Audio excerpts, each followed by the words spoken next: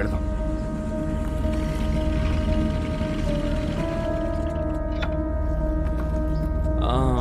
నువ్వు లోపలికి వెళ్ళరా, నేను ఇక్కడే ఉంటాను.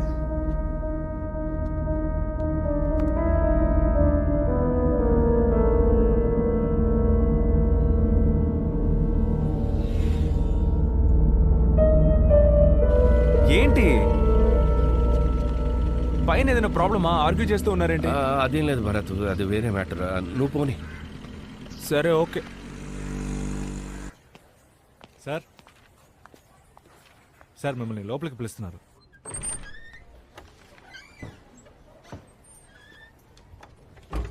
ఆ దేవేంద్రనాథ్ అకౌంట్స్ ఫైల్ తీసుకురండి. సరే సార్.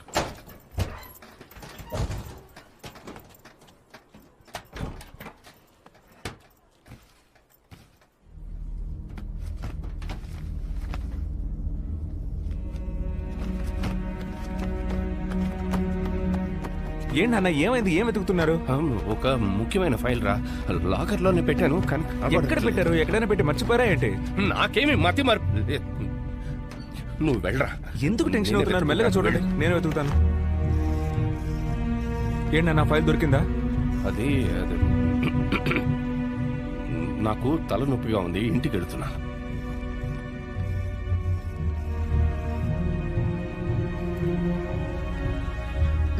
రండి. అబ్బాయి వాడికి నేనా బాధ్యుణ్ణి? ఇంకా ఎంతకాలం అని? వాడేమైనా చిన్నపిల్లాడా? వాడికి పెళ్లి కూడా అయింది. బాధ్యత తెలిసిన వాడే. వస్తాడులే. ఈ ఫైలు జాగ్రత్త జాగ్రత్త, ఎక్కడైనా పెట్టు, మర్చిపోతావు. మర్చిపోకు.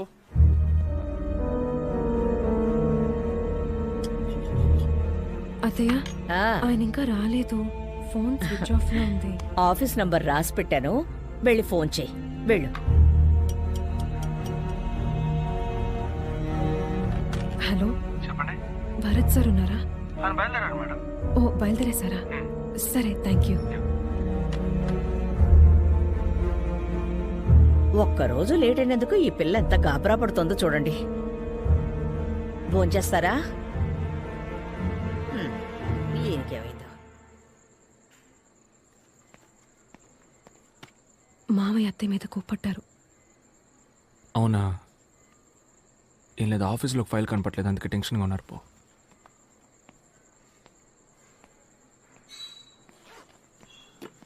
ఏంటి నాన్న నీ మీద కోపడ్డారంట? వదిలేరా, ఏదో ఆఫీస్ టెన్షన్ అయి ఉంటుంది. ఆఫీసులో టెన్షన్ అయితే నిన్నారు వాళ్ళ. రేయ్ ఊరుకోరా, నీకెందుకు? నువ్వు వెళ్ళు. నీ పెళ్ళం నువ్వు ఇంకా ఇంటికి రాలేదని తెగ బాధపడిపోతోంది. ఒక్కటి ఇచ్చానంటే వెళ్ళు వెళ్ళు. వెళ్తాంలే. పంజుడు పంజుడు.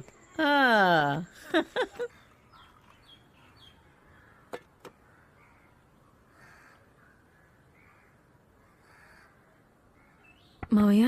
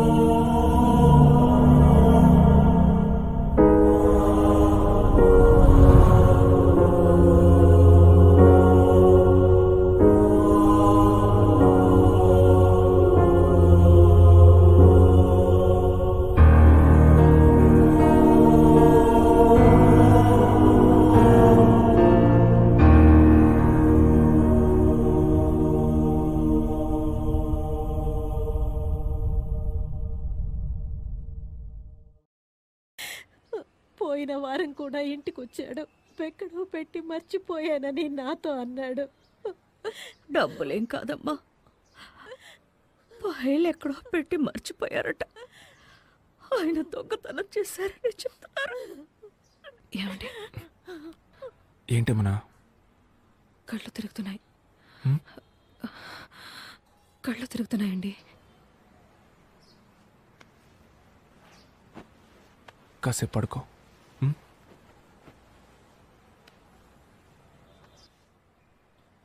సార్ రండి. సారీ. రండి కూర్చోండి సార్. పర్వాలేదు, నీతో కొంచెం విడిగా మాట్లాడచ్చా? ఫైల్ గురించి నీతో ఏమైనా? లేదు, మా నాన్న అలాంటి వారు కాదు సార్. అయ్యో, ఆయన గురించి నాకు తెలుసు భరత్. ఆయన గురించి తప్పుగా మాట్లాడితే అంతకంటే పాపం ఉండదు. బట్ అడగడం ఎంతైనా నా బాధ్యత. ఆయన బ్యాగ్ ఏదైనా తీసుకొచ్చారా? బ్యాగ్? ఏం బ్యాగ్ సార్? డబ్బు ఏమైనా తీసుకొచ్చారా అని నా లేదు సార్, మీరు ఆయన ఫైల్ అమ్మేసి డబ్బు తెచ్చుకున్నారా అని అడుగుతున్నారు అంతేగా? కాదు కాదు భరత్, అడిగానంతే. ఆయన ఈ ఫైల్ పోగొట్టినందువల్ల ఈ పెన్షన్, ప్రావిడెంట్ ఫండ్ ఏమీ రావు. నిన్ను ఉద్యోగంలోంచి తీసేయాల్సి వచ్చింది. తెలిసింది సార్. I'm sorry Bharat. నీకేదైనా సాయం కావాలంటే నన్ను అడుగు. సరే sir, thanks. Take care Bharat.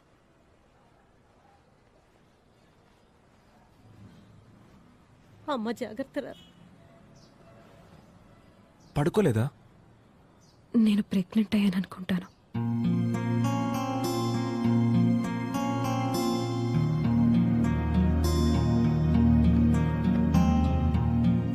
Suicide ఇల్లుని అందరూ అదలా మాట్లాడుకుంటున్నారు. అంతేకాకుండా ఫైల్ దొంగిలించారు, అది ఇదని న్యూస్ లో వచ్చింది. ఇరుగు పొరుగు వాళ్ళంతా అదలా మాట్లాడుకుంటున్నారమ్మా.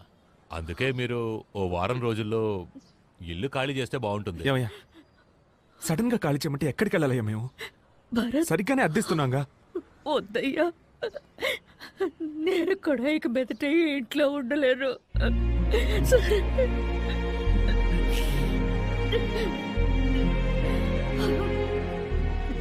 అమ్మ వాళ్ళ ఇంటికి వెళ్దామండి. ఎంత పని చేశారండి ఆయన. పోనీ ప్రాబ్లం ఏంటో చెప్పారా? ఏమీ చెప్పలేదే. చెయ్యను. అమ్మా యమునా, అది అన్నయ్యకమ్మా. ఒక్క నిమిషం వెయిట్ చేయమను, అల్లుడి గారికి వేరే ఇస్తాను.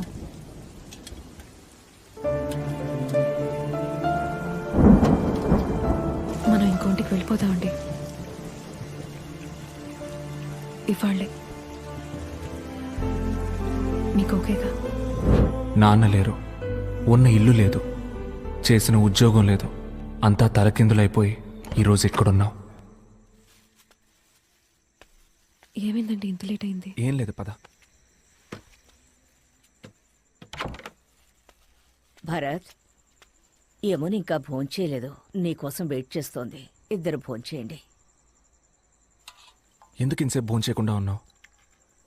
నువ్వు ప్రెగ్నెంట్ అని నీకు ఎవరైనా గుర్తు చేస్తూ ఉండాలా? ఇందా భోంచే. ఏంటి?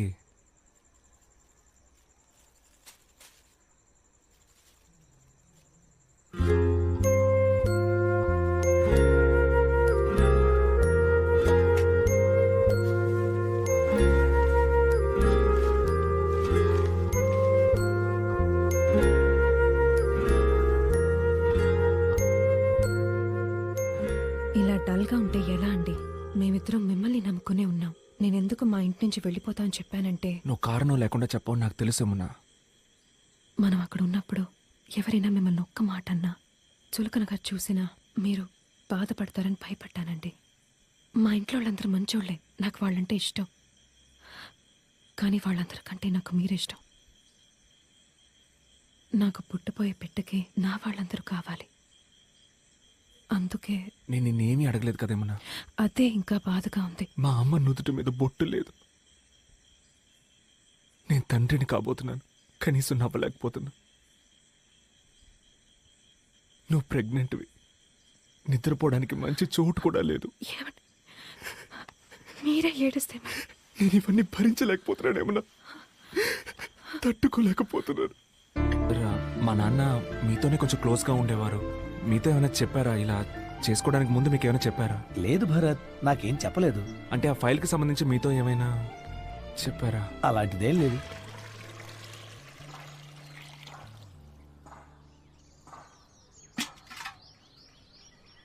ఏమండి పెట్టె కదులుతోందండి, ముట్టుకొని చూడండి.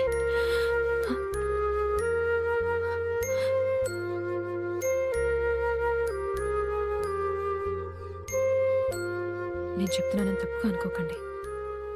మన లైఫ్ ఇప్పుడు మొత్తం మారిపోయింది. ముందులా లేదు, నాకు అర్థం అవుతుంది. కానీ అయిపోయిన దాని గురించి ఆలోచిస్తూనే ఉంటే ఎలా?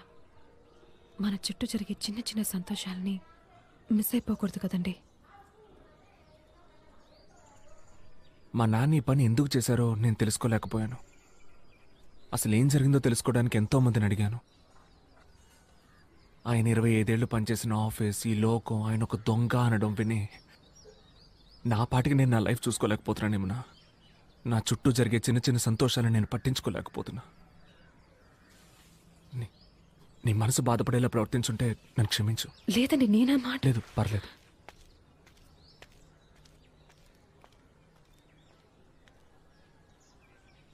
ఏమండి, ఒక్క నిమిషం. ఏమండి, కొంచెం ఆగండి. పిచ్చా నీకేమన్నా? కడుపులో బిడ్డతో ఇలా పరిగెత్తుకుంటూ వస్తున్నావు? నా మీద కోపంతో లంచ్ బాక్స్ వదిలేసి వెళ్ళిపోతున్నారు. అందుకే. నీ మీద కోపడ్డమే నాకు తెలియదేమన్నా. నీ మీద కోపడి ఎక్కడికి వెళ్తాను చెప్పు? మీ వాలకం చూస్తే అలా అనిపించలేదు.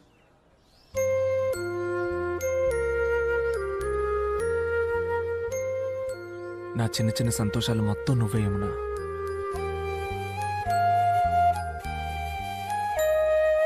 సరేరా. ఏమిటి, ఏం చేస్తున్నారు మీరు? ఇంట్లో దింపేస్తాను. చూసే వాళ్ళందరూ ఏమనుకుంటారు? ఏ, నా పెళ్ళానే ఎత్తుకెళ్ళేది? సిగ్గేస్తుందండి.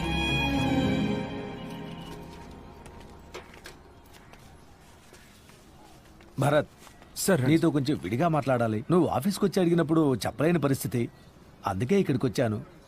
నాకు తెలిసింది చెప్తాను. మీ నాన్నగారు ఆ ఫైల్ ఏం చేశారో నాకు తెలియదు, కానీ ఆఫీసర్ ఆయనకి ఏదో ఇచ్చినట్టు దాన్ని ఎక్కడో పెట్టి మర్చిపోయినట్టు నాకు చెప్పారు. ఏంటి రాఘవా, ఎందుకు డల్గా ఉన్నావు? సారు, డబ్బులు ఎక్కడో పెట్టాను. ఏంటి డబ్బా? ఏం డబ్బు? అయ్యో అదేం లేదే, నేనేదో వాగుతున్నాను. ఇప్పుడు ఏదో డబ్బు గిబ్బన్నా. నేను డీటెయిల్స్ అడగటం మొదలు పెట్టగానే ఆయన మాట మార్చేశారు. మా ఆఫీసర్ గారిని కలిశారంటే ఏదైనా క్లారిటీ దొరకవచ్చు. ఆయన బ్యాగ్ ఏదైనా తీసుకొచ్చారా? డబ్బు ఏమైనా తీసుకొచ్చారా అని నా ఉద్దేశం.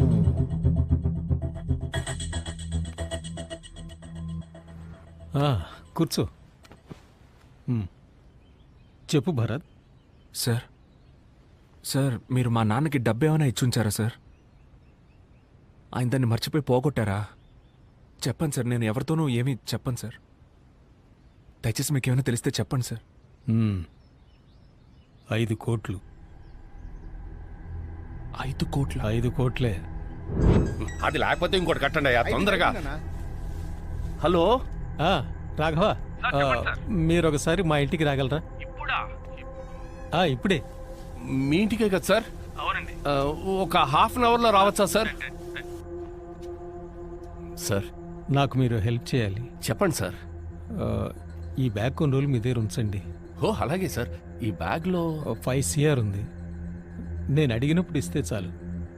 సార్ 5 కోట్ల రూపాయలు ఇంత మొత్తం నా దగ్గర? అర్థమవుతోంది, మీరు న్యాయంగానే ఉంటారు, కానీ మీలా నేను ఉండలేను. మీకు ఇది సెట్ అవ్వదు. కానీ రేపు మా ఇంటికి CBI రైడ్ వస్తున్నట్టు ఇన్ఫర్మేషన్ వచ్చింది. ఈ టైంలో నేను ఎవరిని నమ్మలేని పరిస్థితి. నేను అడిగినప్పుడు ఇస్తే చాలు. అది కాదు సార్. ప్లీజ్ రాఘవ, మీరు ఈ సాయం చేయకపోతే నన్ను జైల్లో పెడతారు. నా పరువు మర్యాదలు అన్నీ పోతాయి. నా భార్య బిడ్డలు వీధిన పడాల్సి వస్తుంది. ప్లీజ్ రాఘవ. సరే సార్. 6 నెలల తర్వాత డబ్బు అడిగితే డబ్బేది? సార్ అది మరి అదే రాఘవ. డబ్బు అది ఎక్కడ పెట్టానో తెలియట్లేదు సార్. ఏంటి, ఎక్కడో తెలియలేదా? అదే సార్, మా చెల్లెలు. అది కాదు సార్, అది ఎక్కడో పెట్టాను సార్, కానీ మర్చిపోయాను. రాఘవ సార్, ఏదో గుండు సూది, పెన్సిల్, పర్సు ఇలాంటివి మర్చిపోయి ఉండొచ్చు, కానీ మొత్తం 5 కోట్ల రూపాయలు మర్చిపోయామంటే. సార్ అదే నాకేమీ అర్థం కావట్లేదు సార్. నాకు కూడా. నేను మీకు ఇచ్చింది బ్లాక్ మనీ. అది మీకు ఇచ్చినందుకు సాక్ష్యం లేదు. ఇప్పుడు మీరు అది ఎక్కడో పారేశారనడానికి సాక్ష్యం లేదు, అంతేనా? అయ్యో, ఆ డబ్బు నాకు అక్కర్లేదు సార్. అది ఎక్కడ పెట్టాననే గుర్తు రావట్లేదు సార్.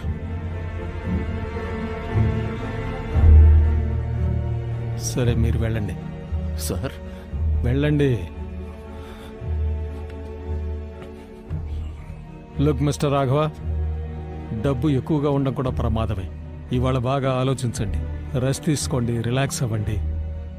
కానీ రేపు వచ్చేటప్పుడు డబ్బు తీసుకురండి.